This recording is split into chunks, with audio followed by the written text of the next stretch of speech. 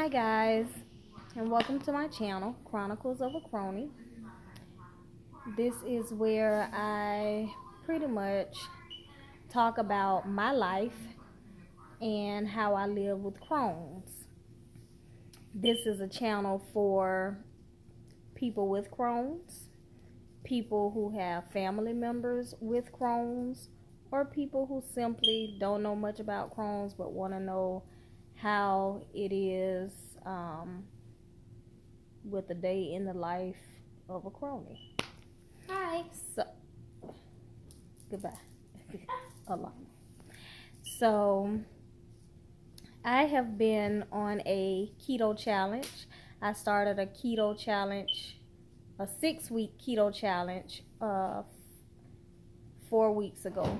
This is week number 5. So I'm just giving you guys an update of my 4th week of the keto challenge. So my 4th week, which was last week, since today is Monday, was a little trying. I did not get tired of the exercises because I believe my body has gotten used to exercising. Just get a few sips and put my stuff up. My body has gotten used to exercising, and so it doesn't bother me to exercise. So it feels good for me to go and walk. It feels good for me to work out or things like that. My biggest issue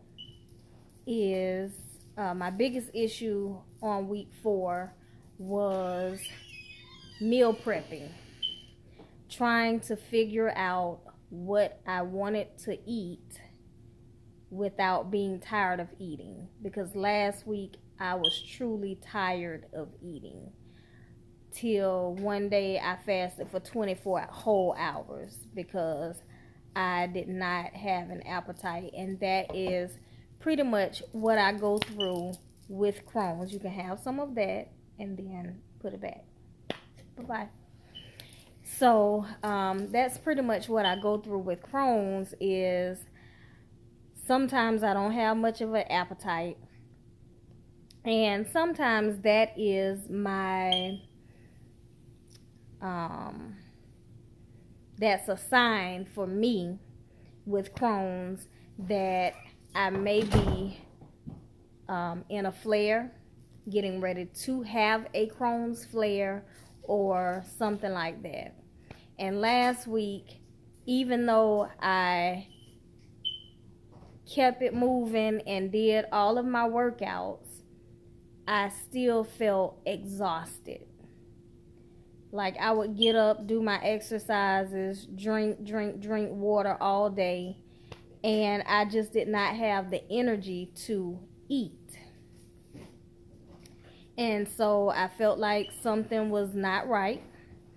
And so on Saturday, I went to the bank, and as I was driving to the bank, I started feeling lightheaded and dizzy, and I was gonna pull my car over, and then it was like, you almost home, and so I was gonna go home, and then I said, you know what, I'm gonna go to the ER because I am truly not feeling well. And so I went to the ER, and sure enough, I was in a flare. And I went to the hospital earlier in the month. I think like the first week of May, I went to the hospital. Matter of fact, my first week of keto, I ended up at the hospital, and they said I was in a mild flare. So now it has increased to a moderate flare. So since I've been on this keto diet, I have not eaten any gluten. It's gluten-free keto. And I've been doing intermittent fasting. And so pretty much with Crohn's, everything is trial and error. So even though I have energy to exercise and things like that, the gluten-free is not keeping me out of a flare, which I was hopeful that going gluten-free, because that is something that I've never tried, hopefully going gluten-free would keep me out of a flare. However, it did not. So I can eat bread in moderation still, because I still feel like I still want to continue my journey with the gluten free. I won't be totally gluten free, but for the most part, I don't feel so bogged down with all of the rice and the flour and the bread and things like that. However, I went to my cousin's birthday party at River and Post last week, and oh my God, what I would have done for that bread pudding. But when I'm done with my 6 weeks, I am going to go and I'm going to indulge and get me a bread pudding from River and Post. And yes, I'm going to eat the entire thing by myself. Oh yeah. And I'll probably exercise before and after, but I'm gonna eat it all. So anyhow, with this keto diet, last week I pretty much, because I had no appetite, I think I ate greens. My mom makes the best greens, and she makes them special for me with turkey tails, and it is so good. Uh, I ate a lot of fruit, and the only fruit that I'm eating are strawberries and blackberries, raspberries, and blueberries. Those are all the fruits that I can eat. Those are my limits. Uh, I had a salad from River and Post on last Wednesday. Now, it was good. It's the lobster Louis.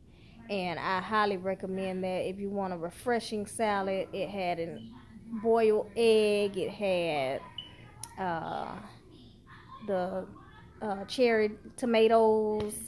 It had mixed greens, and then it had a lobster tail, and and asparagus, and it was so good, and it was so tasty, so delicious.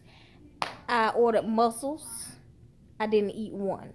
I ended up eating the mussels the next day for my dinner, and I ate the mussels and they were good. However, I just was not feeling well that next day, and I ended up just feeling so nauseous, and I had to take a anti-nausea pill, which I take either Phenergan or Zofran. When I'm in a flare, Zofran does not work at all for me. Phenergan usually works, but Phenergan puts me down where I have to rest. I tried my hardest not to take anything for pain, even though I was in lots of pain, but I didn't take anything. However, they did give me something at the hospital for pain to take me out of the pain that I was in because my pressure was up. And so that pretty much was week 4. I have maintained 185. So I have gone from 200 pounds down to 185, which I am grateful for that. So I have lost some weight. I know I've lost some inches because I can fit in some pants that I had not been able to fit in without them rolling down. Also, I have been able to fit in my large shirts instead of all my extra large shirts. And actually, my extra large shirts are looking kind of like dresses on me right now. And so I'm happy for that. And so that definitely is going to keep me motivated to keep going. I am in my god sister, but blood couldn't make us any closer.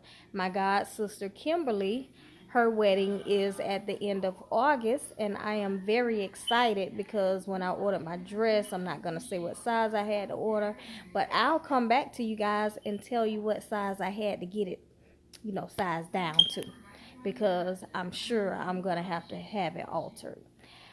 So I'm thankful for that.